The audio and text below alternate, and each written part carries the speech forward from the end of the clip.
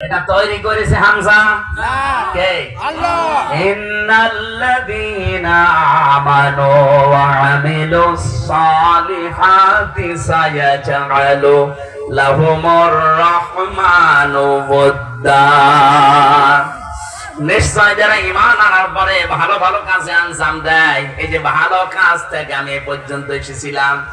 ভালো কাজ বলতে আমরা মনে করি জিকির করা, ভালো কাজ মানে মনে করি জুব্বা গায়ে দেওয়া, ভালো কাজ মানে মনে করি কোরআন শরীফ পড়া না। ভালো কাজ মানে আমার দ্বারা মানুষের উপকার হয় কিনা, এটা আসল ভালো কাজ।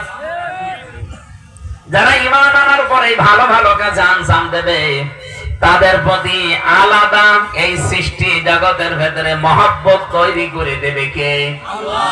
আরো জোরে বলেন কে? কত মানুষ এই আলোচনা এ পর্যন্ত আসতে পারে না, এই জন্য তারা মানুষের সৃষ্টি জগতের ভালোবাসা মহব্বত পায় না।